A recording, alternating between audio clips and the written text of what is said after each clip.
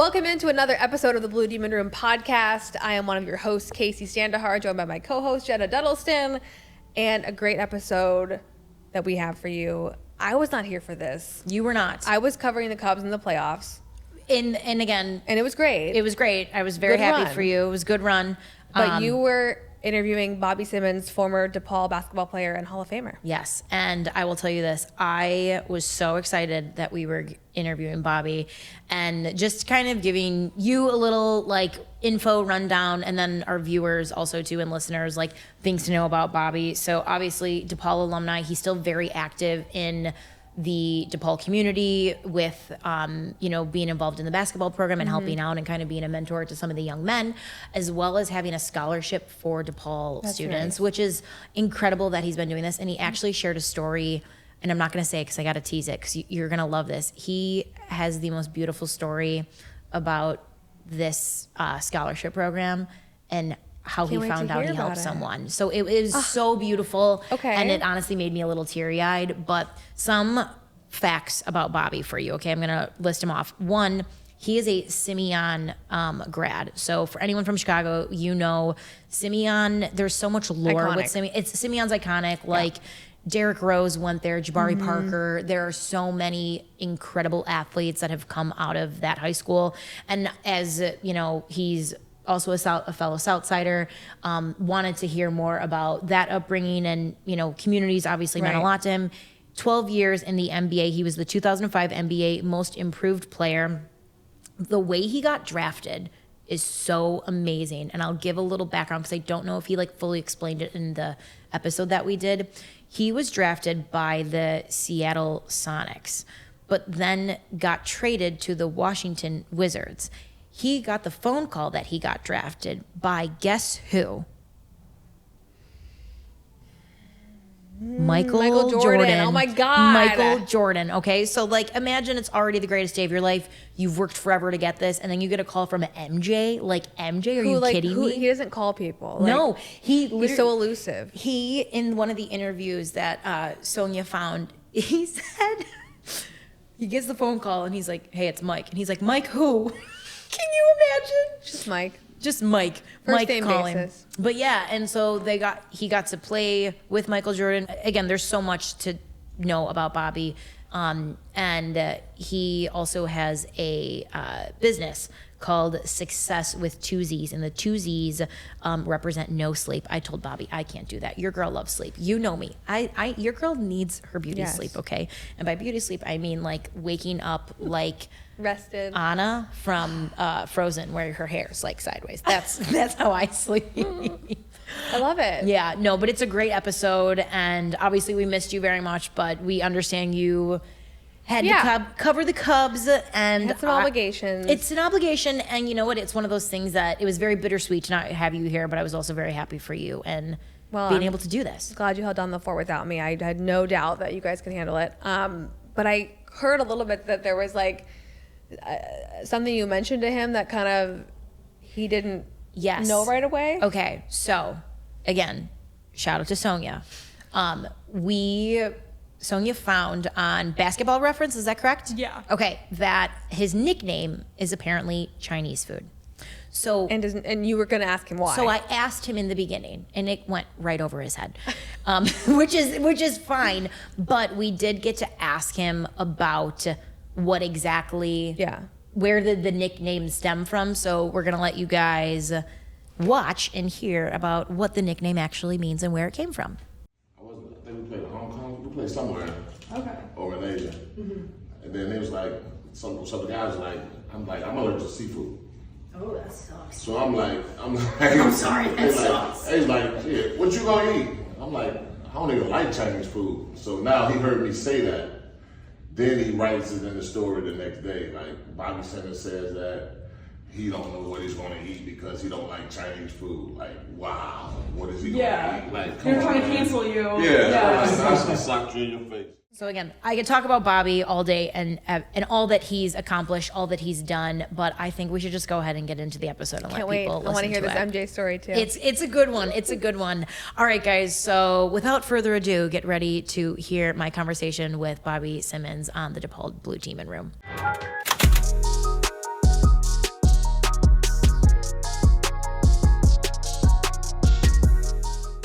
guys, welcome back to another episode of the Blue Demon Room. We are excited to welcome our very special guest today. Bobby, thank you so much for coming on in. A little bit of background about Bobby, okay? Former Blue Demon, played in the NBA for 12 seasons. He's an active member of the Chicago community and has a streetwear boutique across the street from Wintrust Arena, and has also an award yearly scholarships to DePaul students to provide recognition and financial assistance to incoming and high potential students. And guys, we were in the midst of a doctor.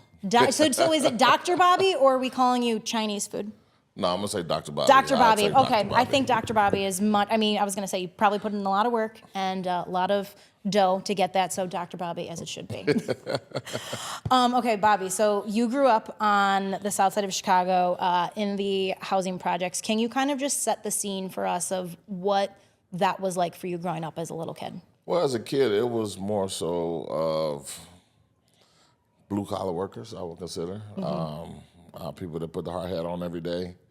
And like you said, my dad, my grandfather, my uncles, and those are the men that I watch on a day-to-day basis, try to make it. And from that, it's just the work ethic piece and the community family piece that pretty much helped me out throughout my process. I feel like you talked about like the work ethic, and when I think about like the work ethic and determination, I think it automatically ties in with a person when you say they're from the south side of Chicago. Oh, yeah. Like it's just ingrained in who we are. Like I already know who you are without even knowing who you are, But what did having that kind of mean to you, or how do you think that shaped who you are today? Well, I think for the most part is you work for everything you want. And like you said, your daily routine is something that prepares you for the steps ahead. And like even from going from elementary school to high school, and still was on the south side, so I went to Simeon High School, and now that I prepared myself for college. Yeah. You always want to continue to work to be the best at yourself and move forward. When Sonia and I were doing our homework on you, we read a really great quote that you said, and Sonia, I might need you to help me out here because I want to make sure I get it right, but you talked about how your community had always kind of protected you and watched out for you. And I thought that was so beautiful to one, you be aware of that, because I think some people are just so focused on like getting to where they're going that they forget who helps them get there. But when you looking back now, was that a normal thing for the community to be so protective of you? Do you think? I think overall it was more so the guys, the basketball players, the athletes, the guys that had opportunities to make it out of the neighborhood. The community itself, one, they traveled in packs. If we played Lance at Julian, or if we played Quentin at Kennedy King, it was like your neighborhood went everywhere you went. And so that's the protective part of it that pretty much played a big part of it. Like you said, the family part. Yeah. So now you have the long distance cousins and uncles and everybody else. Everyone's an uncle, everyone's a cousin, yeah. And so it's just a good feeling. Yeah. Do you think that made you work differently because of having that, having the shield kind of around you at such a young age? Well, I don't think it's necessarily a shield. It's a protective cover, but overall, I still had to do the work. And from a long lens, just looking at it now, I think it's more so of the camaraderie, like you said. So some of these guys have probably been teammates. Some of them have been people that went to opposing schools that I competed against, and they still support it. So it's the best feeling I've ever had. That is awesome. So you talked about going to Simeon. So I feel like I don't have to explain it to you because you already get the lore. But if you're not from Chicago and if you don't understand Chicago basketball, saying you play basketball at Simeon is you just know you're gonna do something special. Simeon has produced some of the greatest players that have played in the league, are still probably playing in the league. But why do you think that school has continued to produce what they have produced over the it's decades now at this point, what they do? It's pretty incredible. For the most part, I think it's the tradition. And when it comes to that, it was tough for me, actually, as a freshman. I should have played varsity, but I didn't. Okay. Because Coach Hamrick would always say, you need to learn the system. And so from that part, it's okay, well, it's accountability. Now you have to hold yourself accountable and be prepared for any opportunity that presents itself. And I was. So not being on varsity your freshman year, do you think it was probably a great thing looking back now? Well, I think from being a player that didn't lose a game as an 8th grader, coming in and on high horse and just thinking that you are the best, well, I did most definitely think that. So playing with new guys that I didn't really know, that I had to get to learn. And we all came in as top-tier athletes across the city. And now it was just the fact that, one, he just pulled the rope back a little bit. And it was more things that I didn't know that it taught me. It's just most definitely high patience. Okay. Tell me a little bit about the tradition of Simeon. You talked about how like they just have this tradition that's been able to produce. Can you give me like a little peek behind the curtain? Well, I think the peek behind the curtain is more so is the proof is in the pudding. It's a laundry list of guys. One starting with Ben Wilson from in the 80s. Now you have Deion Thomas, you have Nick Anderson, you have myself, Derrick Rose, Kendra Nunn. It's a laundry list. Taylor Horton Tucker. So it's a laundry list of guys. Jabari Parker. Yeah. Yes, it's a laundry list. Like, I can't name everybody, but I get it. And I think it's the accountability piece, the leadership piece, and not only that, just allowing guys to be themselves. Okay. And the continuity of the way that the system is put together. Everyone plays their part, and therefore, like you said, you see we just produce a lot of professionals. Amen. All right, so we have a shirt for you.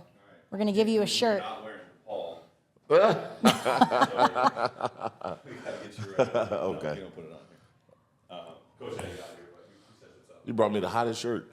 Yeah, you know best. It's gonna get. You want me to put this on now? No. Oh, okay. I'm about to say, man. Just for you to have. We just Okay. wanted to give you some swag. Oh, I'll take all the swag. All the All the swag. swag. Dry fit, muscle shirts, everything. I take it all. Short shorts. We'll give you the size and everything possible. Please send his way. One of the things I have felt like growing up here in the city is like Chicago has produced some incredible talent, but I often feel like we can't keep the talent here.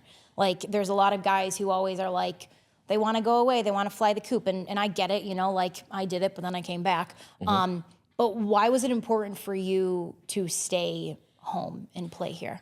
Like you said, my peers. So I was actually, I think we said the story like 20 plus years ago. Myself, Quentin, and Lance, we all played from 7th, 8th grade AAU basketball together when like AAU first came around. And we competed against each other in high school. So I think it was always a conversation. Growing up watching Mark Aguirre, Terry Cummins, and those guys as kids. And DePaul Basketball was everything in the city of Chicago. And at the time, we're coming out, it's like, what if we all went to school together? We all in the top 100 class. And you said this at, how old were you again? You guys said this to each other? Like, No, this was like our senior year, in our senior year. Okay. Because at that point, Lance signed first, called me every night, like, hey man, what you gonna do? So now he's nervous, like. He's like, did I do this and no one's following through with me? What's happening? What's happening? So then I signed second. Then we waiting on Quentin. He had a press conference at Green Dolphin. I was like, Green Dolphin, what do you need a press conference for? Like, what the? Can I ask, what is Green Dolphin? So Green Dolphin was on Ashland and Webster. Is that Webster? I think it was like a event space, like type of restaurant, like, and he had a press conference. So it was actually pretty cool. But nice. From there, once he signed, we were all together. And from there, we were one of the top recruiting classes across the U.S. That's awesome.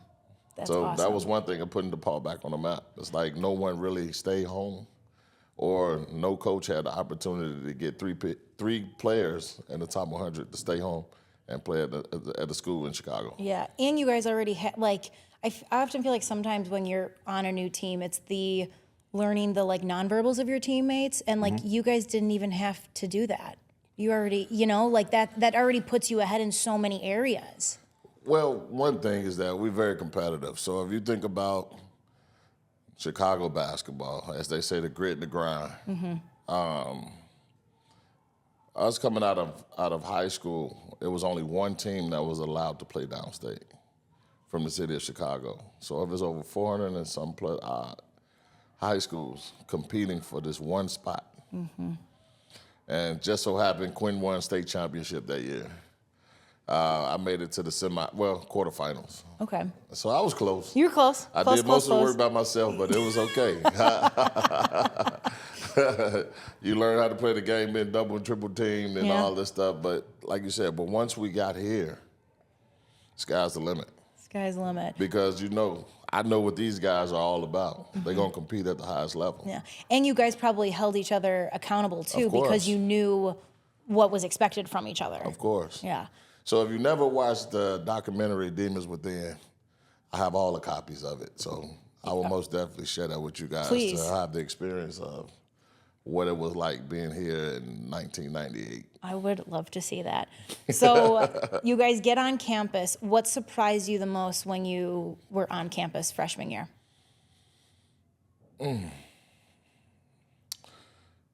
What surprised me the most is that it wasn't a big university. And I think coming the summer before, going to bridge program, and just walking through Lincoln Park, it was like people walking dogs. And you think of college, you see it on movies and everything like that. It's like, well, where are the frat houses? Yeah. Like, Where's that giant quad where everyone's walking and there's picnic tables and stuff like that? Yeah. Where's all that? Like, Yeah. But I think that it was more so on the professional side and learning how to be a young adult. Okay. Is the most important thing I think that I've experienced. Yeah. I was going to say, and I also feel like South Side to North Side is very different. Why you say that? I don't know. I from Bridgeport, and then I went to school up here, and I think just there's so much here at times that it felt a little overwhelming, because over where I grew up at, it's more homey, so it's a little bit more laid back, but everything here can just be very vibrant and it's good. But I think at times I was like, this feels like a lot. Like, why are there so many people everywhere? But it was a good thing. But I think for me, it felt a little overwhelming sometimes. I liked it because it was more so our supporting cast was able to come see us whenever they wanted to. That's true, yeah. And you can just drive up, we out of class, hey, what we doing? Sitting in the dorm. Hey, come up here. We can play cards, we can hang out, we can do things like that. We could do the whole thing. Yeah. So talk us through, like, what was the team like your freshman year when you guys got here? Freshman year, I think it was exciting.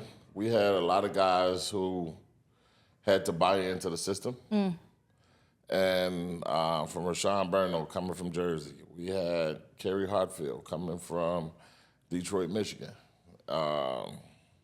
Myself, Q, and Lance, we were here. But then we kept a few guys like Willie Coleman, Thomas Cooper, Allende Avery. We had Lamar Butler. We had Jerry Fitzgerald. And we call them corners. You called them corners? No, I'm trying to think of all the nicknames. Like, everything is running through my head right now. It was some guys from the previous team. So some of those guys still made it to be on the roster. And it was fun. I swear, I wouldn't change it for anything. Okay. It was so fun. Yeah. DePaul obviously means a lot to you because you still continue to come back and you're very much a part of this. You're one of the most active alumni, is what someone said before you got in here. Oh, nice. So I'm curious to know, if you had not gone to DePaul, what parts of you do you think would be missing, and like what makes you you? Ooh, that's a great question. What makes me me? I think the caring part. Because now is that if I would have probably went somewhere else, I don't know if I'd be sitting here. You probably wouldn't be sitting here if you went somewhere else. I probably wouldn't. Yeah. And that's the point of it, is that I always loved Chicago. I love home. And it's hard because I started my business here when I played. And wherever I played, I always came back. Yeah. It's the most important piece to me. Yeah. Chicago is a very, very special place. I can attest to that. So you went to the NCAA tournament your sophomore year. Did you expect that to be what your college career would kind of look like? Well, I was expecting to go further. Yeah. But in the game, turnover caused us to lose the game.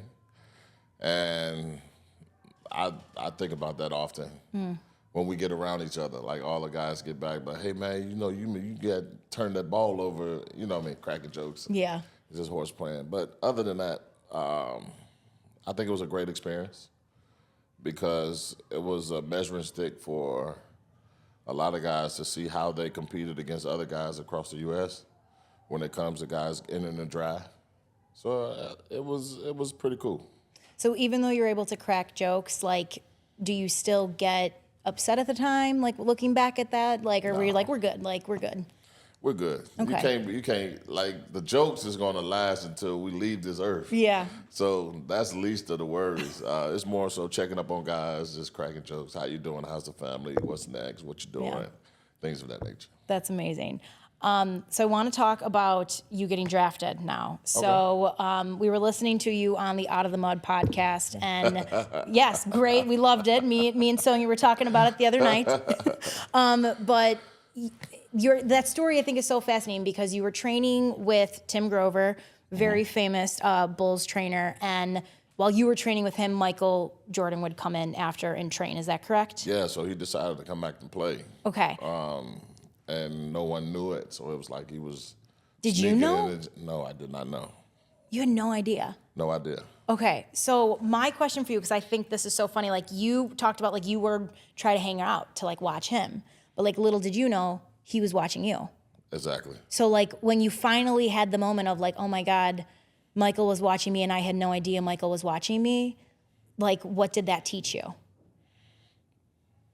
Ooh. The best thing I can think of right now is you never know who's watching you. Yeah, so, like, always be on your A game. Always be on your A game, yes. So I'm going to give the mic to Sonia now because Sonia is a little bit of a Tim Grover super fan. Okay. So I our love just Tim producer right Grover. over there. So Sonia, I'm going to let you go ahead and take it away because I know she has a question she wants to ask you about him. Yeah. No problem. Sorry, I can't see you right now. I'm behind the light. I can hear So you. like I can hear you I'm loud just and like a clear. voice. Don't worry about it. Okay.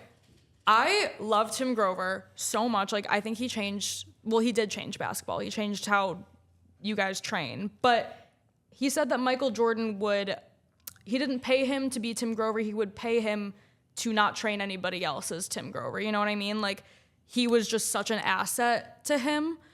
So how the heck did you work with him then? How'd you slip by Michael? What was the last part? How'd you slip by Michael? He's not letting anyone else train him. Maybe I was a good guy that Tim wanted to work with. You and must he wanted have to give been. me an opportunity. Yeah. Well, Tim Grover is man, the best guy I could possibly think of when it comes to preparing guys for the next level. Because the reason I say that is that, one, getting your body into the best shape of your life and not knowing how to do it and what it's going to take, he's going to tell you what it's going to take and do you want it. So, like, that's the sacrifice. When you figured out, like, it takes this much, like, did you have, like, any internal dialogue of, like, oh my God, can I do this? Or were you like, no, I'm going to do it? No, I'm going to do it. Like, this has been my goal my whole life. So I wouldn't change it for anything in the world. Is that, like, he's going to push you to the limit. Yeah. Do you remember in those sessions realizing the stature that he had, and did that freak you out a little bit that, like, you were always being watched by him? Because I feel like when you're working with a trainer, I mean, that's like an intimate thing. You're allowed to mess up, but also you're working with such a famous guy at this point. The best part about it is not just working with him. I think it was more so of learning how to do it, how to be a professional, how to prepare yourself. What's your daily routine? Like, in college, we have that, but we don't have Not that to the structure level, to the limit of being a professional athlete. Wow. So Michael Jordan calls you to tell you you're getting drafted, which is like, first off, getting drafted is already crazy, like amazing and something that guys dream and wish that they can happen. But like, you get the call from Michael, and then you end up being his teammate, which is, again, crazy, probably something guys dream of. And I would kick myself forever if I did not ask you, what is your best Michael Jordan story that you have from being his teammate? Always good, I can tell. So my favorite thing is that we had it was around Christmas time. So, they passed the hat, you have to pull names. And guess who I pick of all people? Michael Jordan. Michael Jordan. So I'm like, oh man, what can I buy him that he don't possibly already have? That's fair. So I had to go down a rabbit hole. So I started calling his nephews. I called his wife. I called his, okay, can you call his mom? So I'm calling all over. And I was like, what can I get him that nobody else can get him? One, he loves cigars. So I had to find him the best cigars I possibly can find. And a nice torch to go with it, or like 5 or 6 flames with the cutter on the bottom, and like it had all these intangible things that went with it. And then of all things, he loved, like cowboy movies. He liked Westerns. Okay. So I was like, where am I gonna find Westerns? So now I had to go find, at this time it was DVDs. So I had to go to like an old DVD shop and then found it. But he liked them. So one last Michael, and then I want to move on to a little bit of DePaul. So there was a story in that Out of the Mud where he talked about, like, he basically kind of gave you the stamp of approval when he told him, like, yo, Bobby's got him. Like, Bobby's got the guys. I can't remember exactly what the story was. I can tell you again. Oh, yeah, please, yeah. Okay, so now it's the time where we go in for workouts. So now you got to match up guys that's going to go to workout, same position, or possibly that's going to compete. Well, everybody's fighting for a job. Basically, that's what it is. So he comes in, we're working out, we shooting at the Wizards practice facility. And so it's myself, Doug Collins, who's a Duke guy. He loves Duke, everything. So Shane Battier's there, Brian Scalabrini's there. I cannot remember the last guy. It was 4 of us total. And so we got the plan. Mike is like, Dougie, I bet you Bobby so-and-so, something. I'm kind of like paying attention, but I'm not.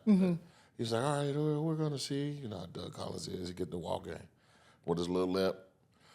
And I'm scoring on him constantly. Pick and roll, missing, making shots, getting to the basket, rebounding. I'm doing it all.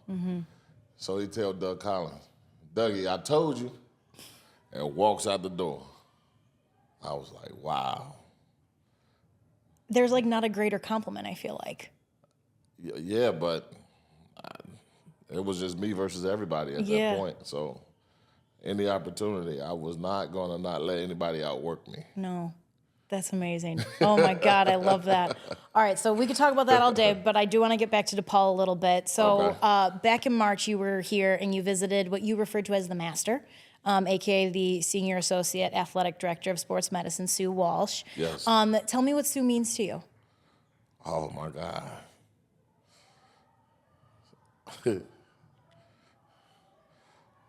Sue is the master of healing hands. If it's not kinesio tape, if it's not the metal... The scraping, right? The scraper, thing, yeah. Sue is a master of a master of none, jack of all trades. If she needed to get you on that floor to play, she was going to do whatever it took to get you on that floor to play. That's awesome. Yeah. And like you guys are still close till this day, which is like beautiful. Oh, yeah. I was here in March. She was working on these calf muscles. What's wrong with the calf muscles? I was doing a whole lot of running. I had to get them scraped. I got scraped once, and I was like, never again. Don't put that thing anywhere I near just tell me. her, I said, Sue, I know it's going to hurt, but you know what? I'm just going to take a nap. Just take a nap. That's I'm going to take a nap. Just do what you got to do. Just go ahead. Go and get in there deep as you need to get. Okay. I'm going to take a nap. Like, I'm going to hang out. We're good to go.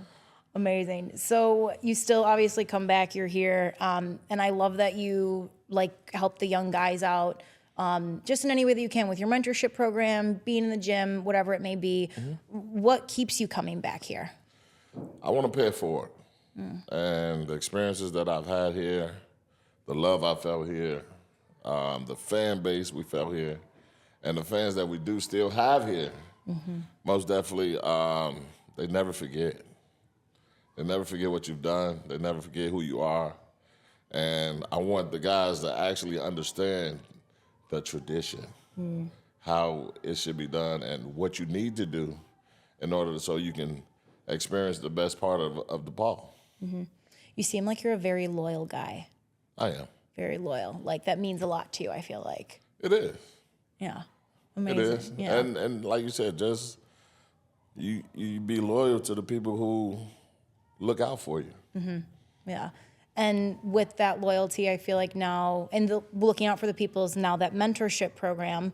And, you know, there's like is there like a memory from mentoring these young guys that sticks out to you, that like it kind of clicked where you're like, this is why I do this, or like, this is why I'm coming back, and it all makes sense? So the best part about it, I think it's bits and pieces. One, from my experience as a player.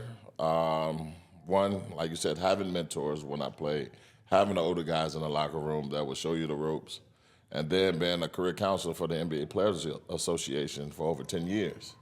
I've seen guys come in, I've seen guys transition out. And so a lot of guys don't have the opportunity to have that guy to actually put them aside and tell them the things that they should and should be doing. And not only that, how to do it. And not only that, when the ball stops bouncing, what is your next move? Yeah, it's the little things, I bet, too, like that, again, I don't know because I was not an NBA player, but like but again, like you talking about like how to be a professional, or like showing up on time, eating right, taking care of your body, how to talk to fans, or those little things that like really matter in the long run. Yeah. That like you just don't, I don't want to say you don't think about it, but you're probably so focused in the moment of like, I want to play, I want to compete, I want to win, I want to have a job, but it's like, it's the bigger picture stuff that feels like matters to you too. Yeah, of course. So just think about it. You can't come in expecting to get anything when you're not a superstar. So your work ethic has to play its part. And not only that, it's guys, 60-plus guys coming in every year. So to have a long-stint career is not guaranteed. So those are the guys that you really try to pull at, who come in and don't get an opportunity to play right away. So you got to put your work in to make sure you stay here. Yeah. And like you said, we just try to beat the odds of the statistics of what it is that guys normally don't last long, or they don't have an extensive career, or what they life like look after the ball stop bouncing. So a little bit about life after ball now. So you set the scholarship up, and you said 20 years it's been going on, is that correct? 2005. Okay, so 20 years. What's the story behind you starting the scholarship program for DePaul? Well, I think for myself, it was more so of the students who excelled in the classroom from when I was in high school, but their families couldn't afford for them to go to college. Yeah. And so even if it's a valedictorian, or if it's whatever the case may be, pass the ACT, SAT, and not only that, you don't have the funds, or you didn't know about grants and things like that. I wanted to pay it forward to make sure that I did have access for students in the CPS to actually use the scholarship to attend a university like DePaul. And you're still in contact with the students from the scholarships? Do you still talk to them or keep in touch? Yes, I try to meet them before school. Okay. Before the school year starts. And then if it's community events and things of that nature throughout the year that I have in the city of Chicago, turkey drives or toy drive, things of that nature, I would want them to attend as a part of the give back. Is there any student that really kind of sticks out to you of like maybe what they're doing now, like just giving back to the community? Oh, that's a great question. But I do have one story. It was, I wasn't as active with it in the beginning because I was still playing. Okay. And it was one time I was downtown. It was a guy, a gentleman. He was walking with a young boy. And he just walked up to me and said, "Thank you." I'm looking around like, "Oh, for what?"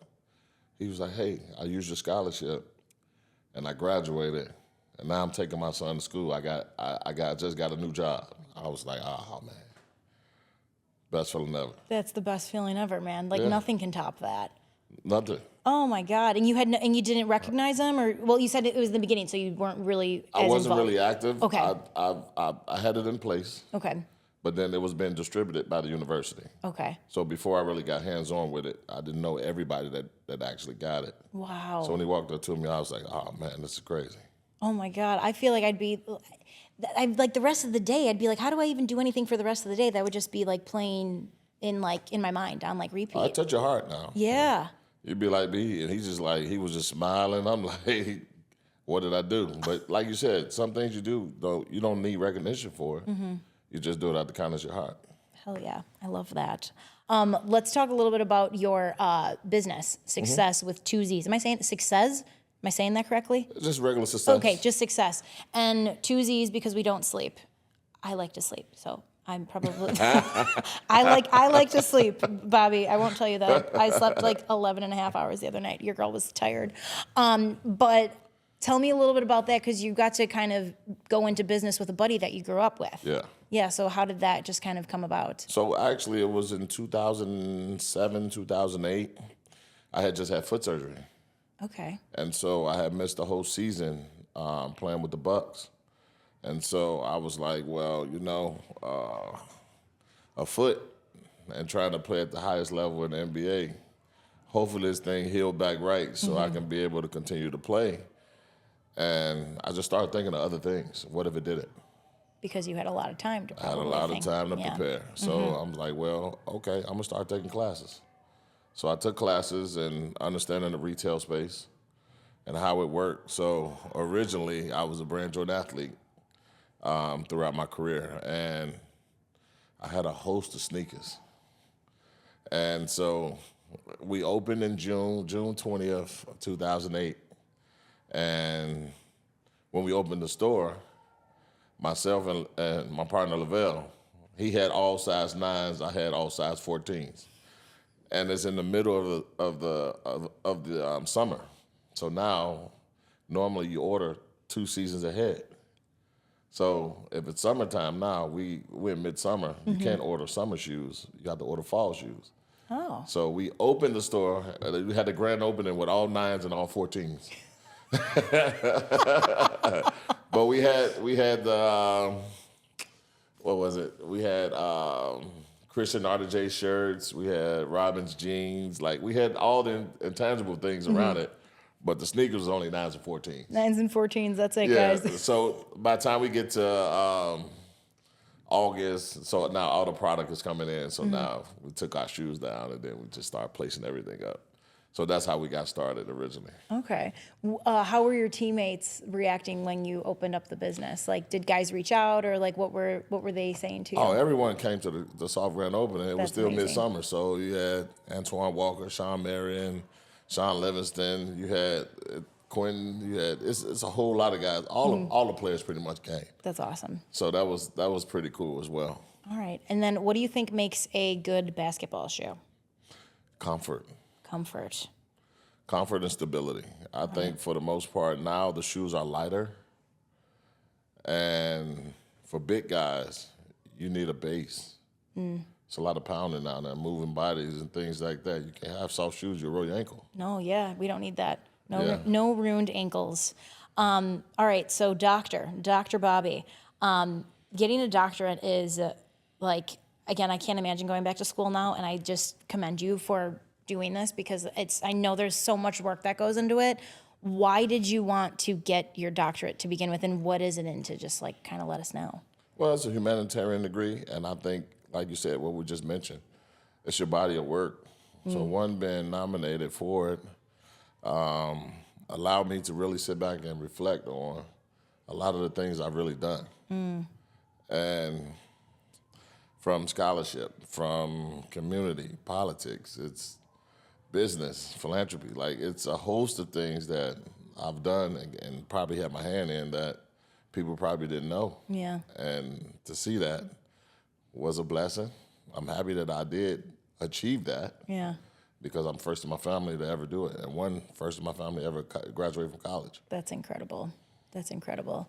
As you were talking about this, you're reminding me of there's this quote that Will Smith talked about, and this was before he slapped Chris Rock, so before he went crazy. But it was Oprah interviewed him when his book was coming out, and he talked about how when he was a little boy, his dad made him. His dad owned like an ice shop, and so his dad was like, "You need to build this wall," and he was like, "I can't build a wall, Dad. I'm a kid. Like, what do you mean I'm going to build a wall?" And his dad's like, "Don't focus on the wall, focus on the brick. So just lay the brick, one brick at a time." So it feels like getting your doctorate was looking back at the giant wall that you didn't even realize that you had been building over time, which is just incredible. The pinnacle. Yeah. Yeah. It's like, hey, man, what's next? What is next now? Oh, I don't know. I got to find out what's my why. We're still searching for the why right now? I am. Okay.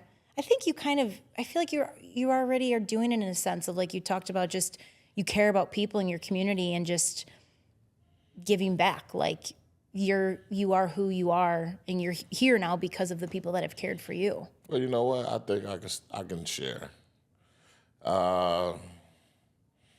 Since I love DePaul so much, and I was driving here today, I see that McGee's has a sign on the door, and they're closed. It's closed? Yeah, I don't know if you knew it or not, but I wasn't coming down Webster, so I did not know that. Oh. So I was like, but the last time in March we came here, it was open. That's where we went. And we had lunch there. And now I'm possibly looking to transition into sports bar space in South Loop. Oh. And make it a DePaul bar. Well, I'll tell you this. I'm a bartender by trade. Okay. Yeah, so I will gladly come up with some cocktails for you. Not a problem. I got you. Bobby, thank you so much for coming on in today. We really appreciate it. All right, thank you for having me.